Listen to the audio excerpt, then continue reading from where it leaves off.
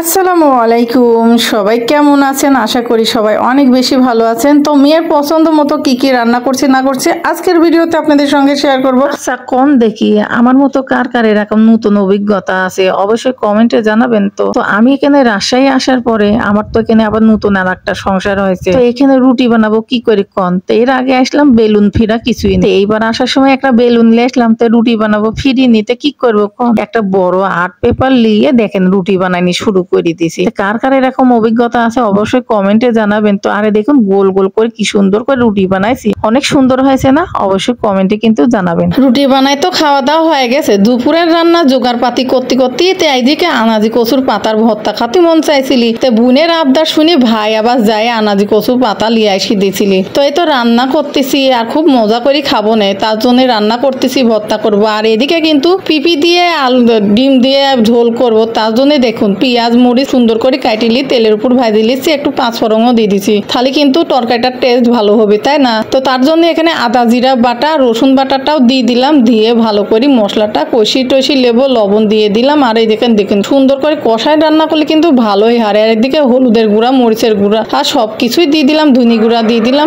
যাই হোক মশলাপাতি দিয়ে ভালো করে কষায় রান্না করি। আর মেয়ের কাছে আসি, মেয়ের পছন্দ মতো কিছু রেসিপি করি মেয়ে খাওয়ায়, তাহলে মেয়ের ভালোই লাগবে। কারণ মেয়েটা আমার একা একাই থাকে, নিজে নিজে রান্না করার টাইম পায় না, পড়াশোনা করবি না রান্না বাড়ি করবি, নিজের শরীরটাও মেয়ের ভালো না, ওই জন্য মেয়ের পছন্দ মতোই রান্না করছি। আর পেঁপে আলু দিয়ে এরকম ঝোল করে খাওয়া কিন্তু অনেক ভালো, গ্যাসের জন্য অনেক উপকার। যাই হোক রান্না টান্না করি, দুপুরবেলা খাওয়ার পরে একটু কাজে বের হলাম দুই মা আমি।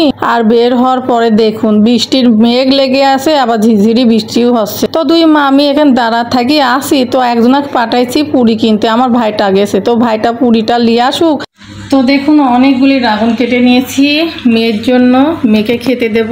এই যে কতগুলি ড্রাগন, আর মেয়ের মামা নিয়ে আসছে মেয়ের জন্য, মেয়েকে খেতে হবে, মেয়ের রক্তের দরকার। তো এই তো অনেকগুলি ড্রাগন কেটে নিয়েছি, মেয়েকে খেতে দেব।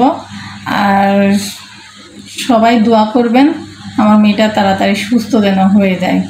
আল্লাহ সৃষ্টি কত সুন্দর জিনিসটা না, আল্লাহ পৃথিবীতে কত ধরনের ফল ফুল তৈরি করেছে। আর এই যে ড্রাগন ফুলটা দেখুন সাদা, আর ভিতরে কি সুন্দর বীজগুলি কালো। আর দুই ধরনের ড্রাগন কেটে নিলাম, কিন্তু অনেক সুন্দর লাগলো, মেয়ের জন্য কেটে নিলাম। আপনাদের কাছে কেমন লেগেছে অবশ্যই কিন্তু কমেন্টে জানাবেন, আমার কাছে কিন্তু বেশ সুন্দর লাগে। পরের দিন সকালবেলা আমি কষে যে মা তুমি আমার হলে একটু ভেন্ডি ভর্তা খাবো, তো ভেন্ডি ভর্তা করবো, সিদ্ধ করে লিছি, দেখতে পাচ্ছেন ভাতের ভাবে। তো পেঁয়াজ কাটি লিছি, আর এখানে সরিষার তেল লিছি, আর মরিচ ভাজা গুঁড়া করা, আর একটু লবণ দিয়ে এই যে ভেন্ডি ভর্তা করবো। ভেন্ডি ভর্তা কিন্তু খেতে ভালোই লাগে। আর আজকে সকালে এই যে ডিম পোচ, ভেন্ডি ভর্তা আর করলা ভাজি আছে, এগুলি দিয়ে কিন্তু সকালের খাবার হবে।